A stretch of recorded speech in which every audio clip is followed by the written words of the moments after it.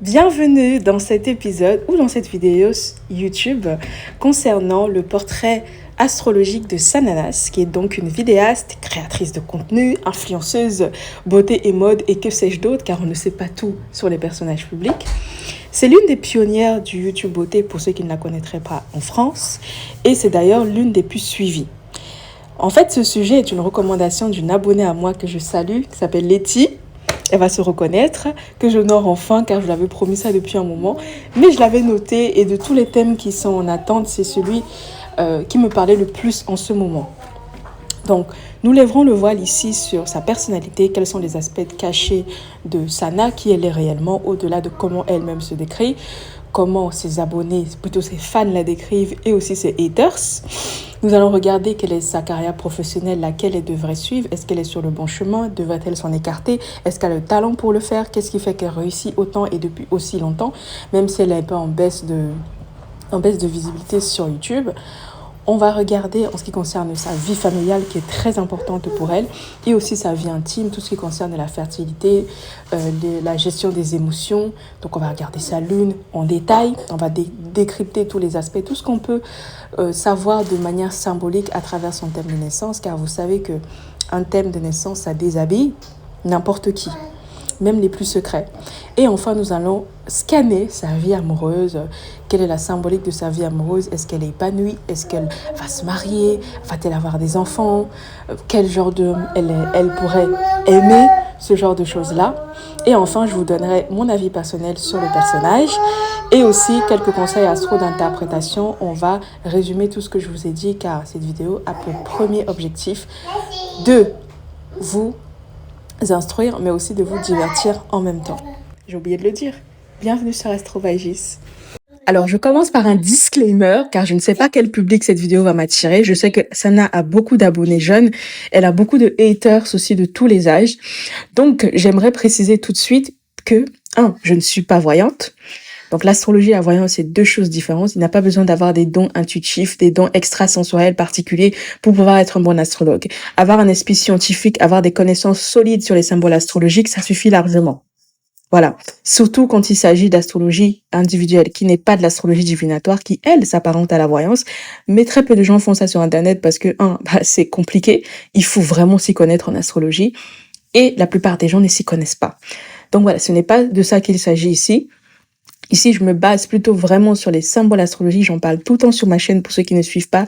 Et il y a toute une playlist sur les bases de l'astrologie qui vous explique un peu mon approche de l'astrologie, qui n'est pas centrée que sur la psychologie, et le caractère, l'étude des émotions, etc. C'est pas très intéressant à mon sens, même si je vais le faire ici. Mais voilà, on va aller un peu plus loin. Donc, ce que j'ai ici, c'est basé sur mes capacités de synthèse et de logique. Voilà. Ensuite, je ne connais pas Sana, je la connais que sur YouTube comme tout le monde. Donc, il y a personne qui m'a soufflé quoi que ce soit sur elle, personne de son entourage. Vraiment, c'est une recommandation d'une abonnée. Je la trouve intéressante, donc je me suis dit, je vais le faire. Point. Si jamais je me trompe sur quelque chose, ça fait partie de l'exercice. Et si au contraire, j'ai juste, qui est garanti aussi parce que j'ai quand même du talent, un talent que j'ai acquis avec le travail, en fait, voilà, ça fait partie de l'exercice aussi. Cette vidéo s'adresse aux intermédiaires en astrologie, donc ceux qui comprennent le langage élémentaire de l'astrologie, planète pérégrine, en domicile, débile, cuspide, interception, aspect, etc. Ceux qui comprennent un minimum et qui ont déjà ouvert un livre d'astrologie, car vraiment, si vous vous contentez des podcasts, vous allez pas vous en sortir. Il y a certainement quelqu'un qui a fait un PDF quelque part sur Internet. Moi, j'ai pas le temps de faire ça. Je trouve ça chiant. Je préfère parler et je préfère vous faire des formations, des masterclass pour vous voir en vrai, pour pouvoir discuter concrètement, en fait. Donc voilà. Si vous êtes perdu par rapport à ces termes-là, je vous conseille de faire preuve d'humilité et d'aller regarder ces contenus-là avant de suivre cette vidéo, même si la plupart du temps, mes pensées astro sont très digestes, car j'essaye d'utiliser le minimum de termes techniques pour ne pas vous perdre, et je suis pas là pour me vanter, en fait.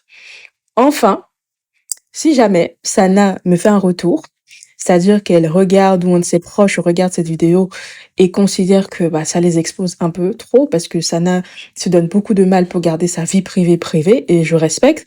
Je le ferai d'abord par courtoisie parce que voilà, c'est pour ça aussi que je n'aime pas faire des portraits de personnages français, parce que je vis en France en fait.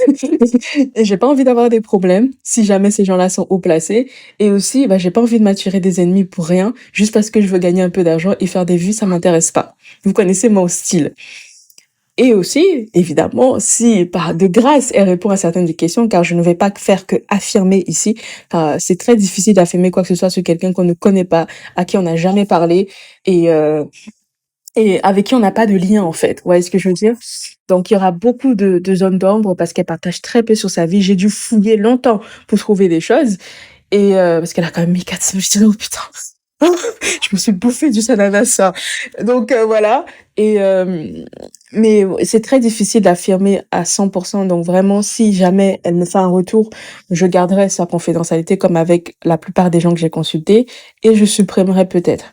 Là, cet exercice est vraiment pour vous apprendre à réfléchir, à vous divertir aussi, à comment approcher un thème qui peut paraître complexe ou alors qui peut paraître simple et vous faire comprendre les subtilités, les choses que Astrothème ne vous dira pas forcément parce que ce sont des ordinateurs et ce ne sont pas des humains. L'astrologie d'interprétation, c'est un travail d'humain, littéralement en fait. Les outils sont des appuis, mais ça ne va jamais vous emmener très loin. Et vous allez être très surpris d'ailleurs. Et donc voilà. Maintenant que ceci est dit, on va mettre le mot de fin à ce blabla et puis on va pouvoir commencer la vidéo. J'ai trop hâte. Je pense que vous allez kiffer. J'espère que ce ne sera pas trop long. À tout de suite.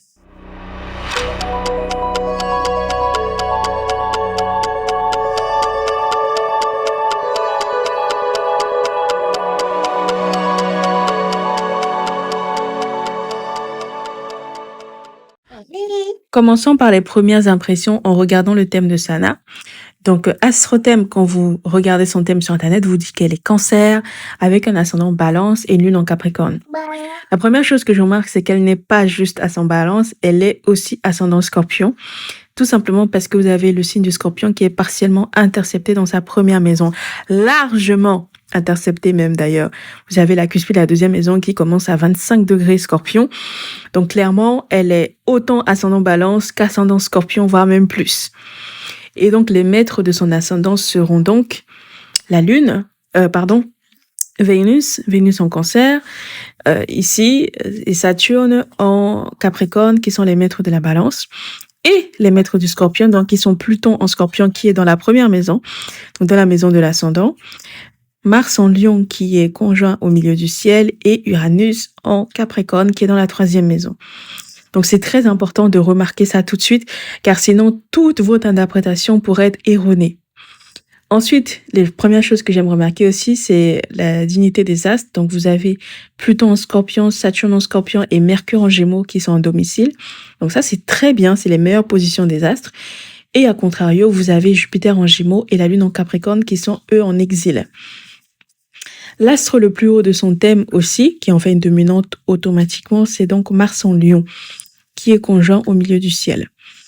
Donc, je suppose que Astrothème vous dira que Mars est dans la 9e maison.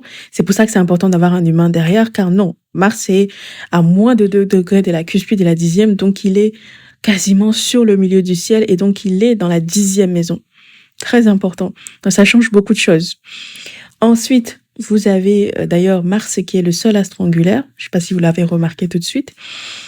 Et vous avez aussi, d'un autre côté, vous avez Mars en Lion, si vous restez sur ça, et Uranus en Capricorne qui sont au même degré. Alors, ils ne font pas d'aspect direct car le signe de feu et les signes de terre ne font pas d'aspect.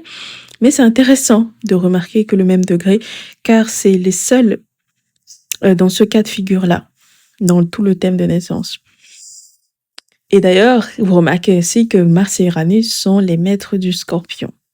Vous avez aussi la Lune en Capricorne qui est dans la 3e maison, encadrée par Mercure en Gémeaux et Saturne en Capricorne. Je parle principalement de la Lune car c'est l'astre le plus important dans le thème d'une femme. Là où pour un homme, c'est le Soleil. Et vous remarquez aussi, pareil, Astrothème ne vous dira pas que le Soleil et Vénus sont conjoints. J'ai déjà expliqué plein de fois lorsque j'ai fait des portraits astro, n'hésitez pas à regarder. Pour ceux qui suivent, vous savez pourquoi. Donc, Astrothème ne vous le dira pas, mais ils sont conjoints en fait. tout comme la Lune est conjointe à Neptune et Saturne et est conjointe à Uranus, même s'il est très loin.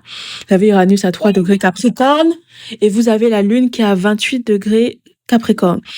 Donc, les ordinateurs ne vous diront pas qu'il y a une conjonction, mais si, il y en a une, et ceux qui m'écoutent attentivement savent pourquoi.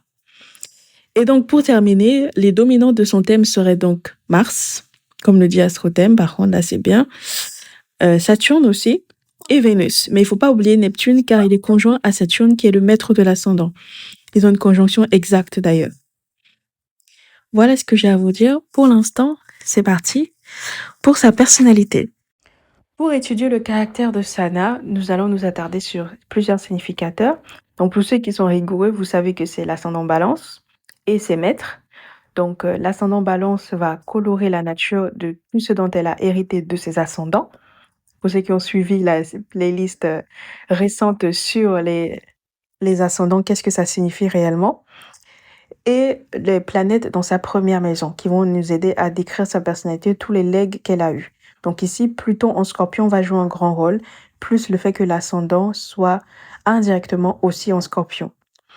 Évidemment, nous allons regarder les maîtres de cet ascendant, qui sont donc ici Vénus en Cancer, qui est dans sa 9e maison, et Saturne en Capricorne, qui est dans la 3e maison.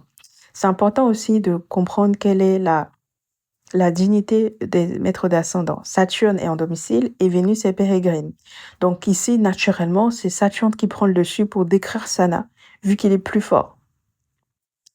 Et donc, comme je vous ai dit un peu en intro, les maîtres du Scorpion, donc Pluton en Scorpion, encore plus parce qu'il est dans la première maison, Mars en Lion au milieu du ciel et Uranus en Capricorne dans sa 3e maison. Et bien évidemment, comme c'est une femme, c'est très important, car on n'étudie pas le thème d'un homme de la même manière qu'on étudie celui d'une femme. On va d'abord regarder les astres féminins qui vont davantage décrire la femme, principalement la Lune et après Vénus, pour décrire quel type de femme, de séductrice ça peut être. Donc ici, sa Lune en Capricorne, qui est dans sa 3e maison, et enfin son Soleil en Cancer. Donc c'est la synthèse de tous ces symboles astrologiques qui vont permettre, et aussi des positions astrales, des aspects, des degrés symboliques aussi qui mettent sur la voie ou qui permettent de confirmer ce qu'on arrive déjà à identifier à travers tout ça, qui permet de définir le caractère de Sana. Et donc c'est sur ça que je vais me baser pour la décrire. Avec un ascendant Balance, donc, Sana devrait plutôt être une personne insouciante, soucieuse d'être une bonne personne, d'être toujours être juste avec les gens, d'être coquette aussi, ce qu'elle est, d'être une personne qui aime la justice, c'est quelque chose qui est très visible chez elle, et ça l'aurait été encore plus si Vénus était débile ou dignifiée. Mais on va voir que c'est quand même important. Quelqu'un qui aime bavarder, qui aime sociabiliser et qui est plutôt extraverti, et qui a une certaine légèreté autour d'elle, sachant qu'elle est Cancer, donc c'est quelqu'un qui va être le genre de personne qu'on apprécie facilement. Sauf que comme Saturne, qui n'est pas un principe de chaleur et de sociabilité, mais maîtrise à la première maîtrise sur son ascendant, vu que, du moins, a l'importance la plus grande pour son ascendant, ça fait que Sana est plus introvertie. Elle a déjà dit d'ailleurs, je pense dans plusieurs de ses contenus, elle est plus silencieuse, elle est bien plus profonde que ce que les gens laissent paraître. Elle n'a vraiment rien de superficiel. Elle est quelqu'un de très exigeant, quelqu'un de rigoureux aussi et quelqu'un qui sait se concentrer longuement. Et donc, sa nuance du fait qu'elle soit ascendant Balance, elle serait plutôt charmeuse, un peu bavarde et séductrice, comme Vénus est en Cancer. Ça lui arrive aussi certainement d'être étourdie, d'avoir la tête dans les nuages, d'être pleine de rêves d'ailleurs, parce que Vénus est dans la 9e maison qui concerne l'étranger, et aussi de rêver d'un monde plus juste. Donc, le fait que Saturne prend le dessus sur Vénus, ça veut aussi dire que elle est plus une femme qui est stratégique, qui est calculatrice, qui est disciplinée, qui est, encore une fois, rigoureuse, qui est persévérante et qui est travailleuse, bien plus qu'elle ne paraît. Parce que quand elle fait des vidéos un peu frivoles, les gens s'imaginent que t'es une ex-cas sociale ou une ratée qui ne sait pas trop quoi faire de sa vie et donc qui s'est mis à faire des vidéos. Voilà, ça c'est la version des haters, c'est la version des feignants. Mais avec un ascendant en domicile et en étant ascendant balance, elle prend beaucoup plus le côté saturnien que vénusien. C'est aussi une personne qui a une remarquable capacité de concentration, vu que Saturne est dans la 3e maison dignifiée. Donc, c'est un esprit qui est profond, vraiment. Quelqu'un qui sait méditer, qui sait se poser, qui sait faire abstraction de tout ce qu'il y a autour d'elle et de rentrer dans un silence, dans une silence profond, dans une introspection, pardon, intense. Donc, encore une fois, elle n'a rien de superficiel. Et aussi, elle a sûrement aussi une vie secrète, car c'est ce que ont tous les ascendants scorpions, en dehors des caméras évidemment, mais aussi que la plupart des gens, même de son entourage, ne voient pas, sachant qu'elle a une lune en Capricorne. Donc c'est quelqu'un qui sait étudier aussi longuement un domaine et qui ne dévoile jamais ses cartes. Chaque voyage, chaque déplacement qu'elle fait, c'est quelque chose qui prend une importance particulière et qui est une occasion d'introspection profonde. C'est une sorte de méditation continue.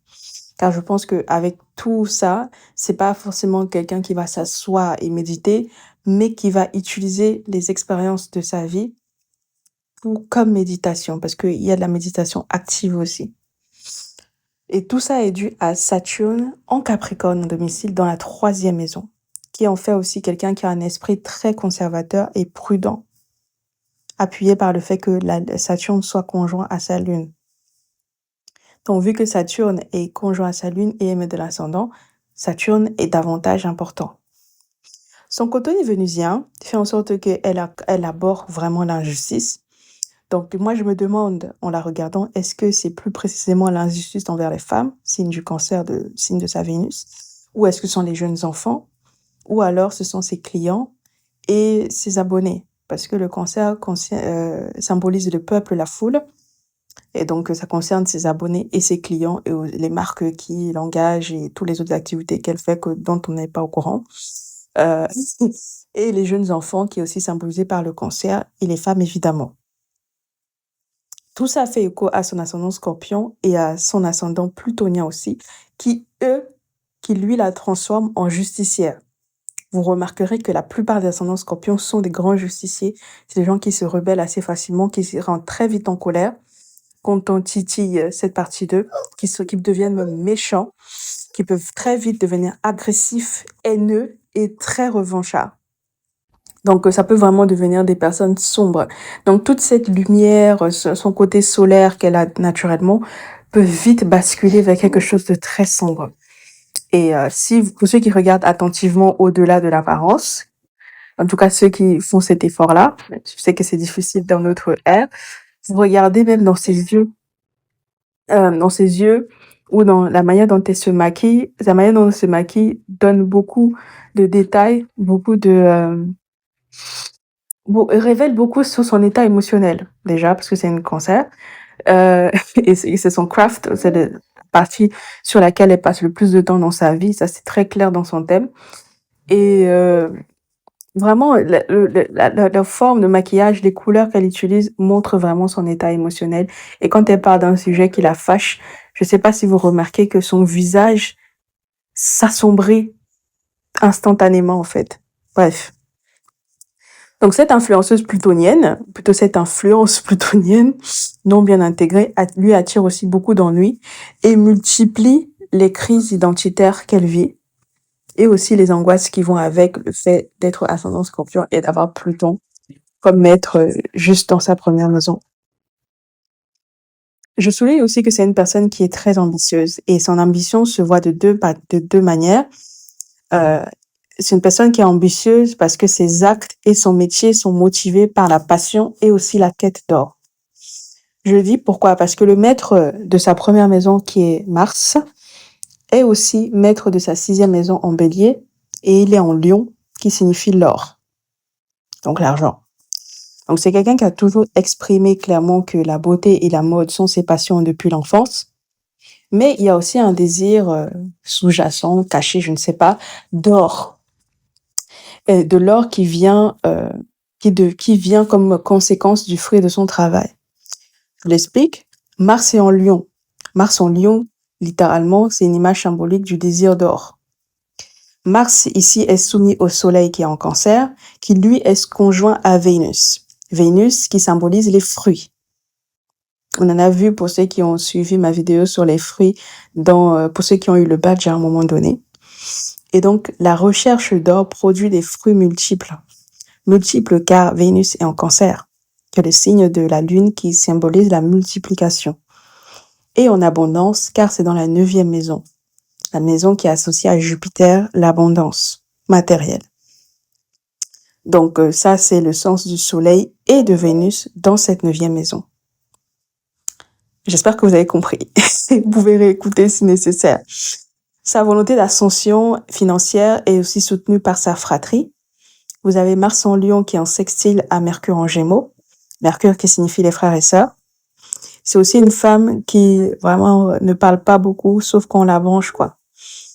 Pas aux inconnus, du moins. Peut-être avec ses proches, elle est un peu plus bavarde, un peu plus nunuche. Enfin, pas nunuche, c'est pas le bon terme, mais oui, je dirais bavarde. Et mais vraiment avec des inconnus, elle ne l'est pas. Ça, je suis sûre. Et c'est quelqu'un qui a aussi une curiosité structurée par le fait que Saturne soit maître de la 3e maison en Capricorne. Elle sait aborder ses rencontres avec profondeur et avec une curiosité bien placée. C'est quelqu'un qui est sélectif et qui est très exigeant sur son entourage par le fait que Capricorne est dans la 3e maison. Autrement dit, c'est quelqu'un qui peut être quelqu'un d'impénétrable jusqu'à preuve du contraire, car elle a vécu des trahisons. Donc, elle a certainement dû laisser rentrer des personnes dans son intimité et elle a été blessée. C'est quelqu'un qui a d'ailleurs peur de rencontrer les gens, vu que Saturne est dans la 9e maison. Elle est à la 3e maison, pardon. D'autre part, on voit que l'âge de Jupiter qui approche, le shade, sera la partie la plus importante de sa vie après son adolescence, car c'est la 3e maison qui est très chargée. Elle a 4 astres dans sa 3e maison, Lune, Saturne, Neptune et Uranus. Et ensuite, la 9e maison, pardon, qui contient son Soleil et sa Vénus, qui sont chargés. Donc Sana a nécessairement un fort attachement à sa famille, son pays et peut-être aussi ses origines, car c'est tout ce que symbolise le Cancer. Et c'est quelqu'un qui est vraiment très sympathique pour le coup. Si on regarde d'ailleurs le degré de son Soleil en Cancer, 0 degré Cancer, c'est une vigne avec beaucoup de fruits pend au soleil sur un vieux mur un jour d'été. Donc c'est quelqu'un qui se décrit d'ailleurs comme quelqu'un de très solaire, c'est de ça qu'il s'agit en fait. Qu'est-ce qu'il y a de plus beau que d'avoir son soleil mentionnant des fruits, du soleil et un jour d'été en fait. Il n'y a pas plus mieux pour exprimer de la sympathie. Et c'est d'ailleurs ce que beaucoup de personnes apprécient chez elle dans les commentaires, bien plus que ses talents de maquilleuse, etc. Les gens sont là pour elle. Vous voyez ce que je veux dire? Pour l'énergie qu'elle dégage. Et c'est d'ailleurs les retours qu'on observe beaucoup dans les commentaires quand on ignore les nombreux commentaires de haters. Sinon, la sympathie qu'elle dégage, ça s'étend aussi à son public, donc à ses abonnés ici et aussi à la foule de gens qui sont derrière elle. C'est quelqu'un qui a des capacités artistiques très versatiles. C'est ce qu'indique le degré de sa Vénus. Elle peut aussi faire un très bon mariage d'amour car le Soleil est conjoint Vénus en Cancer. Si on regarde maintenant le degré de son ascendant Balance, 27 degrés 40 Balance, donc 28, ça indique un âne attaché au timon d'un moulin qui fonctionne. Donc autrement dit, c'est quelqu'un qui bosse, grosse bosseuse, acharnée, obsédée même. Aussi, c'est une femme qui apprécie, s'il te plaît, Odalie, s'il te plaît. C'est une personne qui apprécie probablement les voyages en mer, car elle a le maître de l'ascendant Vénus dans la 9e maison, Vénus qui symbolise les goûts d'une personne et pas que les types de partenaires idéaux. Non, les goûts. Restez sur des choses simples, s'il vous plaît. Vénus gouverne le taureau, la bouche, les sens. Donc, le goût. Les goûts d'une personne. Pas que le goût en tant que sens. Et elle a le Cancer dans la 9e maison. Aussi, c'est quelqu'un qui a un fort besoin de solitude. Là, on bascule sur les significateurs, sur ce que signifie sa lune en Capricorne. Quelqu'un qui a un esprit profond et dont voyage, en fait, je pense, ont un impact profond sur ses humeurs et sur son inconscient. Les aspects de sa lune, eux, indiquent qu'elle a un fort besoin d'espace et de liberté dans son travail. Vous avez la lune, donc, qui est nécessairement conjointe à la Uranus, en fait, même si les ordinateurs vous diront que non. Mais si. En dépit de tout ce que j'ai dit avant, maintenant, je vous ai dit qu'elle était rigoureuse, concentrée, déterminée, etc., ambitieuse. C'est aussi quelqu'un qui peut avoir un comportement éclaté, dans le sens où elle peut passer d'une extrême insouciance, parce qu'elle a son balance, c'est l'insouciance, un abandon de ses responsabilités, de son travail notamment, car c'est ce qui lui tient le plus à cœur, et de ses responsabilités, à quelqu'un qui va totalement euh, fusionner avec son travail. Je ne saurais pas comment dire, elle va se laisser engloutir par le travail, elle va se laisser noyer, voilà, et aussi par toutes les réponses et euh, les réactions de son public, on peut dire ça, et aussi de ses clients. Donc, par exemple, quelqu'un qui peut se retrouver à 3 heures du matin en train de lire les critiques, ressasser tout ce qui ne va pas, tout ce qu'elle ne sait pas bien faire, tout ce qu'elle a mal fait, qui va regarder les commentaires des haters, qui va peut-être pleurer, etc. Il va se retrouver totalement en transe et peut-être même en mini-dépression parce que elle est concentrée. Donc ça, c'est dû au fait que la Lune en Capricorne soit conjointe à Neptune en Capricorne, qui rend ça vraiment difficile de gérer ses émotions, pour le coup. Et ça a des répercussions physiologiques. On va en parler dans un instant. Donc c'est quelqu'un dont le caprice, l'incertitude, l'intuition et l'extase sont des moments de sensibilité qui apparaissent et disparaissent par éclipse. Encore une fois, c'est dû à la conjonction Lune-Neptune. Elle peut aussi simplement être une cliente de musique classique, de gong, d'instruments spirituels, tout ce qui permet de calmer l'esprit et d'arrêter de ressasser quelque chose de négatif, ou alors simplement d'écouter de la musique importante. Non, la musique pas ambiançante, il y a un mot pour ça. La musique énergique, les musiques positives, ce genre de trucs-là. Si on regarde le degré de sa lune en Capricorne, encore une fois, c'est écrit un étang sombre, isolé aux rives boisées. Donc sa lune est un degré de contemplation. Donc ça veut dire qu'elle a une nature méditative et une créativité profonde. Cela dit, vous savez, pour ceux qui suivent activement, que la lune, dans le thème d'une personne, mais principalement dans une femme, parle aussi de sa mère, de la lignée des femmes de sa mère, donc la lignée maternelle, de sa grande sœur et de toutes les femmes de son entourage. Donc, c'est pour ça que sa lune peut aussi indiquer beaucoup de choses sur les personnes qui sont proches d'elle. On va en parler. Alors, Internet connaît Sana depuis 2011 lorsqu'elle a commencé ses premières vidéos YouTube, où donc elle a commencé sa carrière d'influenceuse beauté. Mais en réalité, son domaine dans lequel elle est, c'est la communication, c'est le marketing, c'est la publicité et c'est la beauté. Il suffit de regarder son Instagram, il y a des collaborations commerciales absolument partout. Donc quand j'ai eu à faire son thème, je me suis demandé en premier quel est le symbolisme de l'univers de la beauté et de la vente surtout dans son thème. Pour la beauté, je n'ai trouvé que la conjonction Soleil-Vénus qui fait d'elle une artiste visuelle, car c'est en Cancer. Et la Lune, ça représente tout ce qui est reflet, image, surtout lorsque c'est accolé à Neptune. Et là, pour le coup, elle a du talent par rapport à ça. Mais c'est pas directement lié au maquillage ou aux soins de la peau, hein, franchement, des cosmétiques.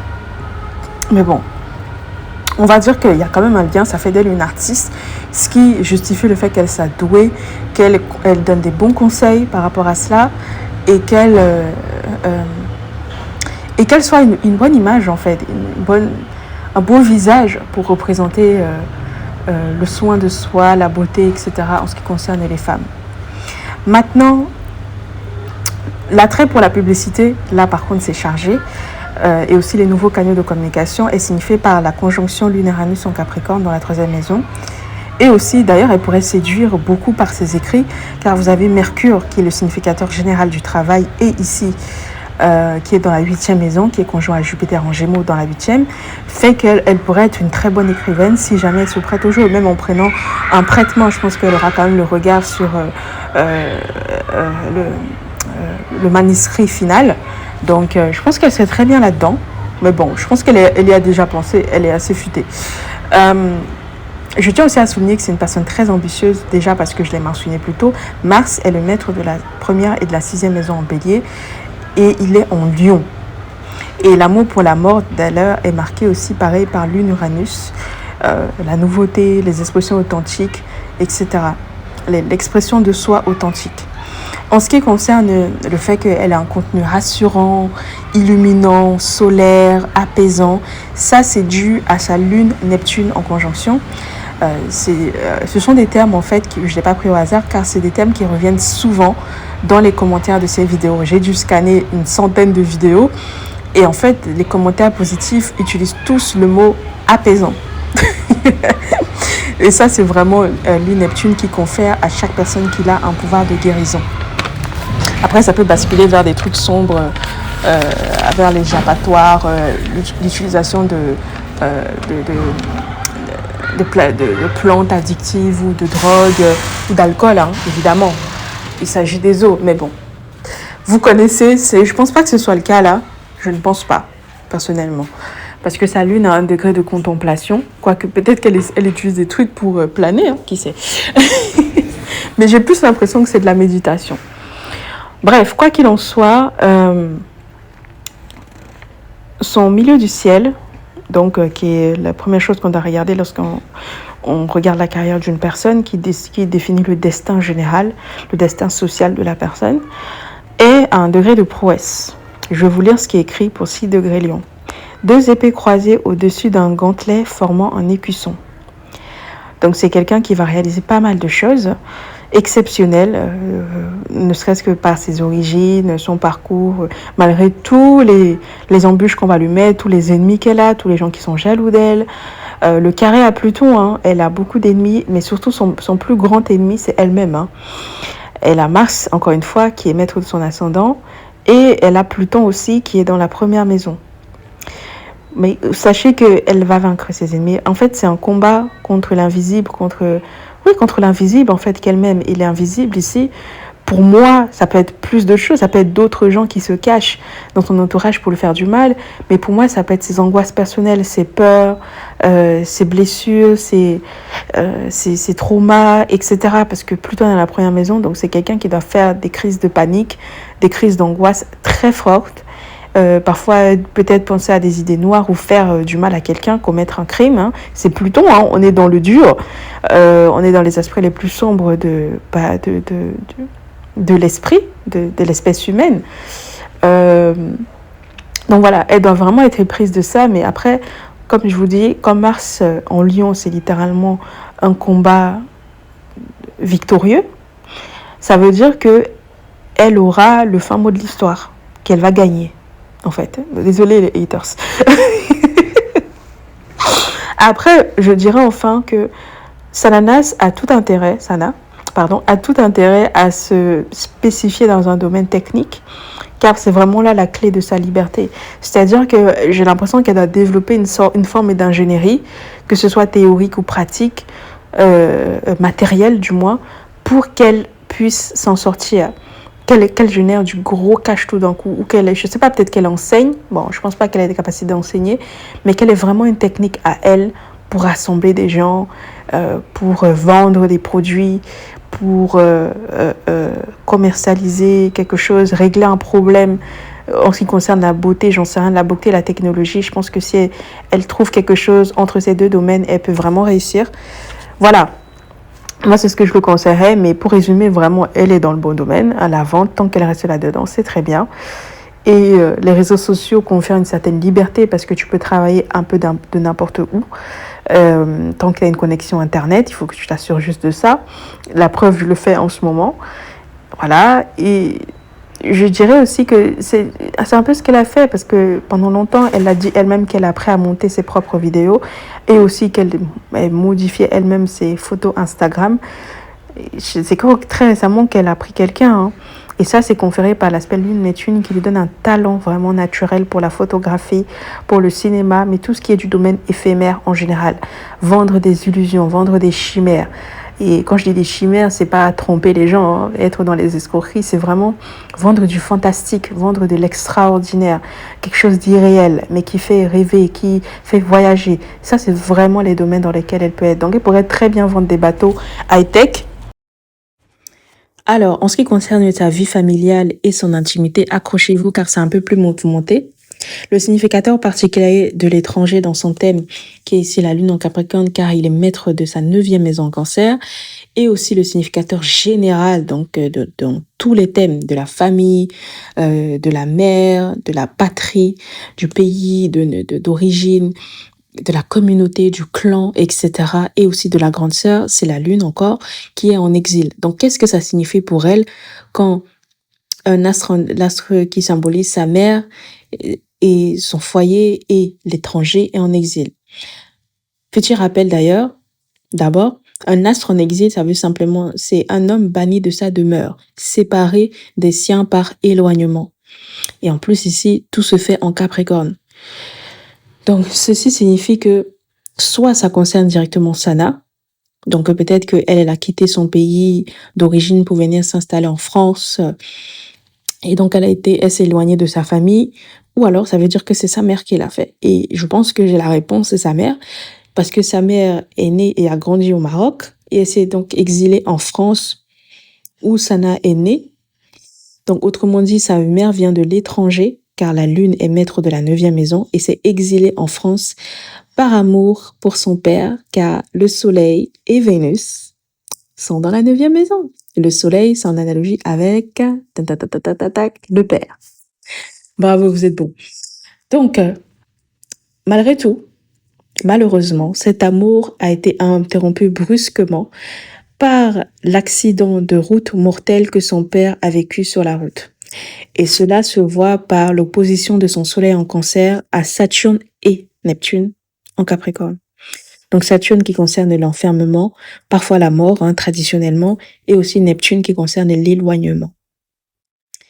Donc il est dit par Sana que son père a été écrasé par un camion, donc un poids lourd, et on a là toute la symbolique malheureuse de Saturne. Ces disparitions a cristallisé beaucoup de douleur, beaucoup de mélancolie chez sa mère, qui a peut-être été en dépression vu la conjonction du Neptune, et qui a dû devenir la figure de protection, car la mère est maintenant, plutôt la lune est maître de la 9e maison, qui est en analogie avec Jupiter, qui concerne la protection, pour elle et ses frères, car Vénus est soumise à la lune, et la lune est dans la 3e maison, qui concerne la fratrie.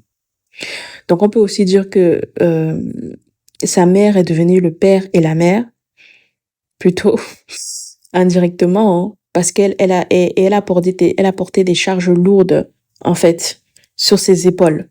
Sachant que la lune est en Capricorne, donc une mère qui porte un poids lourd sur ses épaules, car c'est dans la 3e maison qu'en analogie avec les Gémeaux, les bras et les épaules. Vous voyez? Et je pense que c'est 3 frères, parce qu'ils sont 4. Elle a, si je me trompe pas, 2 sœurs et un frère, ou 2 frères et une sœur, je ne sais pas. Et il y a 4 astres dans sa 4e maison, dans sa 3e maison, excusez-moi. Et elle a d'ailleurs dit que sa mère a dû, à un âge avancé, donc Capricorne, retourner à l'école pour apprendre à lire et à écrire français, parce que je suppose qu'elle parlait arabe, pour travailler de ses mains et nourrir ses 4 enfants. Waouh, c'est assez impressionnant. Et c'est d'ailleurs pour moi ça qui a endurci le caractère de sa mère, qui l'a rendu peu disponible émotionnellement et qui a créé de grosses carences affectives chez Sana. Et cela est vu par le fait qu'elle a une lune en exil, tout simplement, en Capricorne. Les personnes qui ont des lunes en exil, c'est les personnes qui manquent d'affection maternelle, qui ont manqué du moins, soit qui n'ont pas été allaitées. Donc les gens qui n'allaitent pas leurs enfants de plein gré alors que vous avez du lait, vous savez pas ce que vous créez. Ce n'est pas que une question d'apport nutritif, c'est une question bien qui va au-delà en fait des nutriments. Bref, je vais pas m'attarder. Je sais qu'il y a aussi des gens qui malheureusement ne peuvent pas pour des raisons médicales, mais il y en a beaucoup qui le font juste par le kiff, quoi. Anyway, et donc elle a été privée peut-être d'allaitement parce que sa mère s'est éloignée. Peut-être qu'elles ont été séparées à sa naissance. On ne sait pas vraiment quelles sont les circonstances de sa naissance. Voilà, donc, mais c'est sûr qu'elle a été privée d'une affection maternelle. Donc, ça me fait sourire à chaque fois qu'elle dit que je suis très proche de ma mère, c'est la personne que j'admire le plus. Je pense que ça n'a pas toujours été le cas. Ça, c'est un discours qu'une adulte tient et qu'un enfant ne tiendrait pas. no shade. Parce que la lune concerne la tendre enfance. Donc je pense que dans la tendre enfance, c'était pas le cas. Et son père est d'ailleurs mort quand elle avait 10 ou 11 ans. Hein, parce que quand on voit la différence de degré entre le soleil et Saturne, en fait. Soleil à 0 degré cancer et Saturne à 11 degrés. Donc, c'est soit entre 10 et 11 ans que son père est décédé. Bref. Aussi, je sais aussi qu'elle est proche de sa mère, malgré tout, hein, parce que sa mère a vraiment une très forte influence sur elle. Je sais pas si je l'ai dit en première partie, pour ce qui concerne sa personnalité. Quand on étudie la personnalité d'une personne, on regarde à la fois la première, la troisième et la neuvième. Et la lune est dans la troisième maison. Bon. Et c'est grâce à sa mère aussi qu'elle a sa soif de réussite, son ambition en fait de protéger sa famille, d'aller leur chercher de l'or. Et je me souviens quand j'ai regardé sa vidéo sur son harcèlement, elle semble avoir été plus impactée sur l'impact financier et surtout sur le coût émotionnel pour sa mère et sa famille en général. Donc voilà, moi c'est ce que je pourrais dire à ce stade en ce qui concerne sa lune en Capricorne. Maintenant, en ce qui concerne son intimité, c'est-à-dire la fertilité, quand j'ai vu lune Capricorne, lune Saturne, lune Neptune, je me suis dit, punaise, elle doit avoir des gros soucis avec son cycle menstruel. J'ai vu des caillots, parce que voilà, c'est le symbole du Capricorne, hein, les caillots de sang, ou le sang qui ne s'écoule pas bien, ou alors il y a quelque chose qui est bouché. Pour être très honnête, je ne maîtrise pas l'anatomie des organes génitaux féminins à la lettre, comme beaucoup d'entre vous ici, en fait, pas les malins. Donc, j'ai dû regarder, en fait, qu'est-ce qui pourrait être bouché à ce niveau-là. Et j'ai vu qu'il y avait des trompes de Fallope. Donc, j'ai fait une petite recherche, je me suis dit, qu'est-ce que c'est que tout ça? Mais en fait, avant ça, je me suis souvenue d'une vidéo qu'elle avait fait où elle a écrit, j'ai failli tout arrêter, un truc comme ça. Et elle parlait du TDP.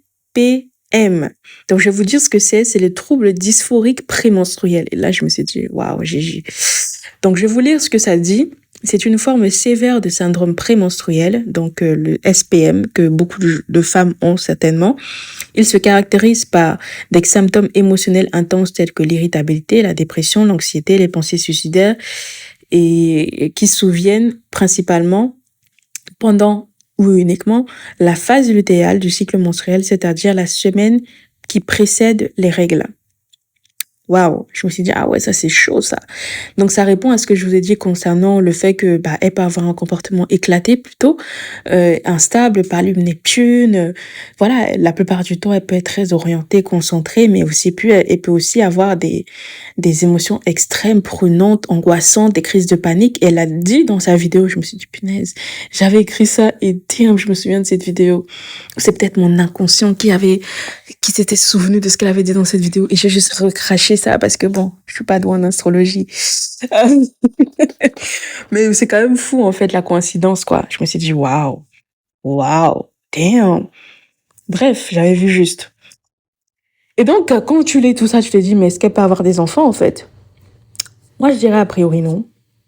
Mais attention, il faudrait vérifier à travers une astrologie, une consultation d'astrologie horaire. Ça, c'est plutôt l'astrologie divinatoire pour le coup. Ça va répondre précisément à cette question par rapport au thème de naissance qu'on va dresser pour le moment où elle va poser la question. Et pareil, comme ici, on va lire les symboles, mais là, ce sera pas sur elle, ce sera de manière générale. Donc là, il faut avoir une bonne maîtrise des symboles pour le coup. Mais je le dis non, sincèrement, parce qu'elle a un soleil en cancer qui signifie la venue d'un enfant, hein, le soleil en cancer, qui est en opposition avec Neptune en Capricorne. Neptune et Saturne en conjonction en Capricorne. Et ce ne sont pas les significateurs de l'enfantement, surtout l'enfantement heureux.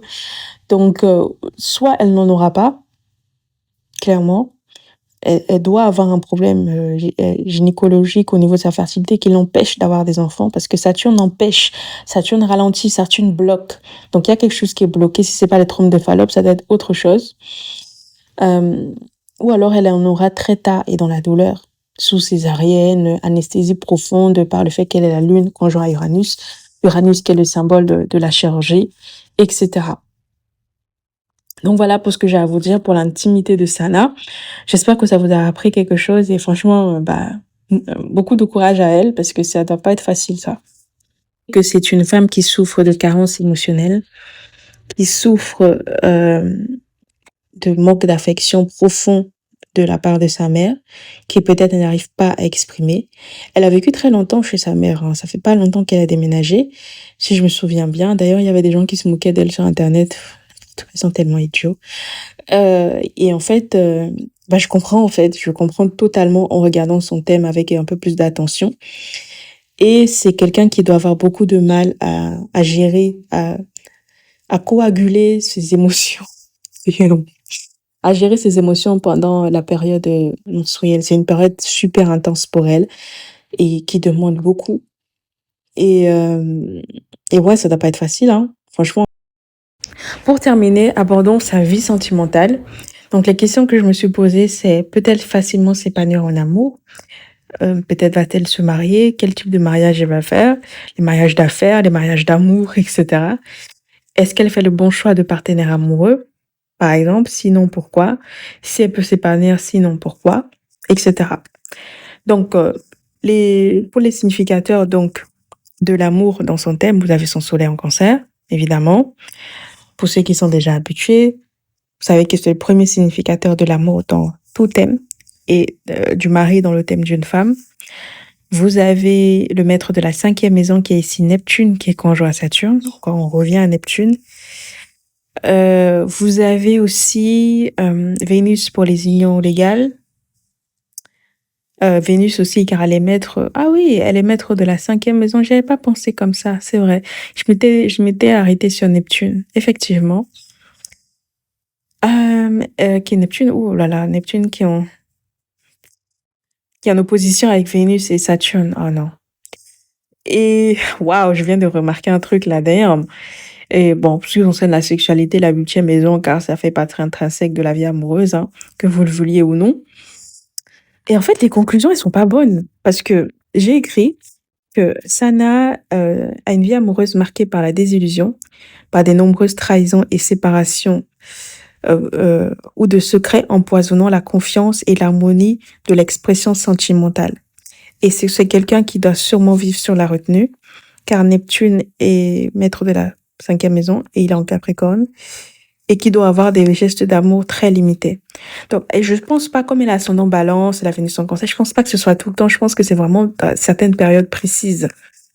Vous voyez, la période, par exemple, de la phase lutéale, carrément. La conjonction de Neptune à Saturne renforce cela aussi.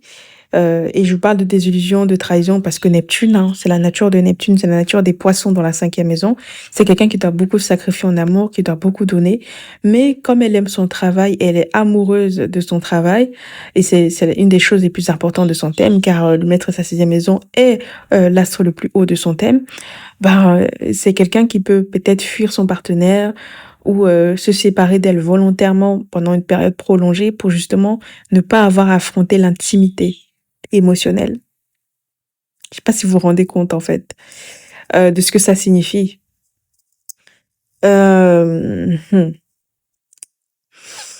Aussi, qu'est-ce que je vous dirais? Le maître de ta 5e maison est dans la 8e, Jupiter en Gémeaux. Vénus est dans la 9e maison. Et Vénus a un degré d'instabilité, pas que de versatilité. Donc, c'est pas forcément quelque chose qui tient. Et le fait que ça soit opposé à Neptune, c'est dur ça. Donc, comme elle est jeune, elle a 36 ans, je pense. Si ce n'est pas encore arrivé, ça arrivera. Ce n'est pas une sentence, c'est juste les symboles qui parlent, en fait. Je la condamne en rien. Encore une fois, ce n'est pas une attaque personnelle. Si je vous lis la symbolique pour terminer de 11 degrés Capricorne. 11 degrés Capricorne, c'est un degré de confiance. Donc, mais c'est pas ça. Ah oui, peut-être qu'elle fait des choix amoureux impulsifs, mais je pense pas. Par contre, quand on regarde 11 degrés Cancer, qui est donc en face de 11 degrés Capricorne, écoutez, je vous lis, hein. Un bateau échoué sur une plage basse et... What? Baisse et Quoi? Qu'est-ce que j'ai écrit? Putain, j'arrive pas à lire mon écriture. Bref, c'est un degré d'obstruction. Donc c'est quelqu'un possible qui doit avoir probablement qui doit faire beaucoup d'erreurs de jugement et qui doit avoir des difficultés cachées à exprimer son amour. Donc, en gros, pour répondre à la question, est-ce qu'elle choisit bien ses partenaires? Non. Elle les juge pas très bien. Elle les juge trop vite et pas assez bien. Le jugement hâtif, c'est Jupiter en Gémeaux, hein. Ah oui, n'oubliez jamais que Jupiter, c'est le jugement. Et il est dans la 8e maison. Et c'est un jugement hâtif qui est coûteux, très coûteux pour elle.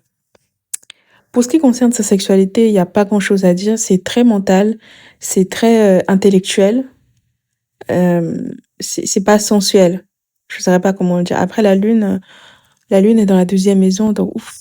Ah ouais, ça doit pas être bon. En fait, je saurais pas comment dire, ça se fait par épisode. Il y a des moments qui sont très bien et puis il y a des moments qui sont totalement éclatés au sol, quoi. Vous voyez ce que je veux dire? C'est un peu ce que je ressens là, en ce qui concerne sa sexualité et plus précisément, mais aussi sa vie amoureuse, quoi. Bon, voilà pour ce que j'ai à vous dire pour Sana. C'est tout ce que j'ai à vous dire, franchement, à ce stade, j'ai quand même fait pas mal. Écoutez, j'en ai fini aujourd'hui pour Sana. On aurait pu aller beaucoup plus loin, mais je voulais vous livrer cette vidéo le plus rapidement possible, sachant que ça m'a pris 23 heures, précisément. Et quand je fais les thèmes individuels des gens qui viennent me consulter, ça prend en général le double. Donc, faut respecter le travail des gens. Si j'ai voulu vraiment être précise et vérifier, parce que c'est ça, l'astrologie, c'est vraiment pas aussi glorieux que les gens s'imaginent. C'est un travail de recherche, c'est un travail de vérification, c'est un travail de raisonnement. Il faut vraiment synthétiser toutes les informations qui se croisent un peu dans tous les sens. Il faut savoir rassembler tout ça. Et c'est très prenant. Comment dire, ça fait beaucoup travailler les neurones, on va dire ça. Voilà, c'est un vrai travail intellectuel, plus qu'un travail spirituel, en fait. Même si ça peut être un bonus, mais c'est surtout un travail intellectuel, en fait. Donc, c'est pour ça que ça prend autant de temps, et sachant que bah, j'ai une vie, j'ai d'autres choses à faire. Mais j'étais vraiment ravie. Je remercie Letty pour cette recommandation. Pour vous tous vous dire, je n'ai pas vraiment d'atome crochu avec Sana dans nos thèmes de naissance, à part le fait qu'on ait Jupiter, nos Jupiters qui sont en carré exact. Elle a Jupiter en Gémeaux et moi en Poisson. Donc on ne juge pas de la même manière. Donc c'est intéressant. À part ça, on n'a pas grand-chose en commun. Mais vraiment, je lui souhaite tout le... Ah oui! Ah oui, oui, je vois. Elle a son Mars qui est en opposition exacte avec mon milieu du ciel en Verseau. Ah ouais. Ok, je vois. Ouais, ouais. Ah là, ouais. Ok, je vois. Je me demande ce que ça signifie d'ailleurs, 3 degrés Verseau. Je n'ai pas encore regardé. Anyway, mais je suis vraiment très contente de l'avoir réussir, d'avoir atteint, accomplir ses rêves. Je trouve ça très dommage que les gens très superficiels, pour le coup, s'arrêtent à la juger sur le fait qu'elle ait refait son nez. Enfin, excusez-moi, hein, mais ça, c'est vraiment des gens qui n'ont rien compris à ce que c'est que la beauté, en fait. La beauté, c'est un art, tu fais ce que tu veux. En fait, si tu penses qu'il y a quelque chose qui pourrait être mieux, tu le fais. Ça veut pas dire que tu t'aimes pas, ça veut juste dire que tu as envie d'être mieux, en fait. Et je pense que les gens qui n'ont pas l'habitude de prendre soin d'eux, de prendre soin de leur physique, peuvent pas comprendre ça. Moi, je la comprends, même si je trouve que c'est un acte extrême de casser son nez. J'ai énormément de respect pour les gens qui font des rhinoplasties. Franchement, ce n'est pas que ça là, parce que j'aurais jamais le courage, en fait, clairement. Je peux avoir l'argent, mais j'aurais jamais le courage de le faire. Et mais je trouve que voilà, ça vous montre à quel point elle est engagée dans son objectif d'être la plus belle possible, de sentir le mieux dans sa peau. Et moi, je trouve ça admirable. Il faudrait le voir comme ça et pas comme dire ah elle n'est pas légitime de nous parler de beauté, de confiance en soi, alors qu'elle s'accepte pas son nez. Va te faire foutre, en fait. Tous les gens qui parlent comme ça, s'ils avaient l'argent pour pouvoir se refaire pas mal de choses sur leur corps, ils le feraient. La vérité est là. La chirurgie, ce n'est pas un truc de pauvre. Donc moi, j'aimerais bien voir tous ces gens quand ils auront l'argent, ce qu'ils feront de leur argent, en fait. Bref, tout ça pour vous dire que moi, je suis très contente de voir une Marocaine car elle a vraiment réussi à vraiment effacer presque, hein, effacer ça de l'esprit, du français moyen raciste, qu'elle est marocaine, en fait et elle a réussi à rendre sa chaîne, YouTube, universelle. N'importe qui peut la regarder. Moi, il y a aucune influenceuse d'une autre couleur de peau que je suis à part Sananas, hein. Vraiment, elle a réussi à me convaincre parce que pour moi, c'est illogique d'aller suivre une blanche pour maquiller une noire. Ça n'a aucun sens pour moi, personnellement. Je veux bien accepter qu'un maquilleur blanc me maquille parce que c'est son métier de savoir maquiller toutes les couleurs de peau, mais et c'est vraiment la seule parce qu'au delà des conseils make-up, elle t'apprend d'autres choses qui sont plus universelles, qui s'appliquent à tout le monde. Heu et ouais, elle a vraiment un contenu apaisant et je rigole à chaque fois que je regarde ses vidéos. J'aime beaucoup comment elle explique, le temps qu'elle prend pour, expliquer les produits et cetera et ça se voit que c'est quelque chose qui lui tient à cœur, la justice pour le client, la justice pour les gens lambda, qui achètent des produits et cetera et elle a envie de bien faire, en fait. Et malheureusement, bah, les blancs, enfin les blancs, les Français ne lui pardonnent pas d'avoir évolué, d'avoir changé de niveau de vie et il veut qu'elle continue à parler d'actions, de Primark alors que la go, elle gagne, elle gagne des dizaines de milliers d'euros par mois, en fait. Enfin, à un moment donné, laissez-la tranquille, quoi. Si elle ne veut pas parler de luxe, qui peut, en fait? Et je trouve ça dommage qu'elle ait pris autant de temps pour faire ce tournant-là. Elle aurait dû le faire dès le départ, mais je pense qu'elle avait du mal, elle avait pas envie de perdre ses abonnés, d'assumer le fait que, bah oui, sa vie a changé, en fait. Mais bon, j'espère, c'est pas forcément quelqu'un de courageux, mais c'est quelqu'un qui sait se battre, donc j'espère qu'elle trouvera le courage. Enfin, elle dit qu'elle est courageuse, oui, mais elle a aussi beaucoup de peur, donc j'espère qu'elle va vraiment pouvoir de plus en plus exprimer qui elle est et se montrer sous son vrai jour, en fait. Et oui, elle perdra plein d'abonnés d'avant, mais elle en gagnera bien d'autres. Et je lui souhaite vraiment beaucoup de bonheur et j'espère elle aura des réponses en ce qui concerne, ses problèmes de fertilité parce que malheureusement, vous savez, que tu le veuilles ou pas, si tu les as, en fait, les problèmes, que tu en veuilles ou pas des enfants. Donc parfois, c'est même pas une question de vouloir, c'est une question de pouvoir et à mon avis, elle peut pas. Mais en tout cas, bref, j'ai hâte de voir ce qu'elle, je l'observe, de près et puis, bah, on verra bien ce qu'elle deviendra. Mais en tout cas, moi, je kiffe la Sananas que je vois aujourd'hui. Elle a l'air bien.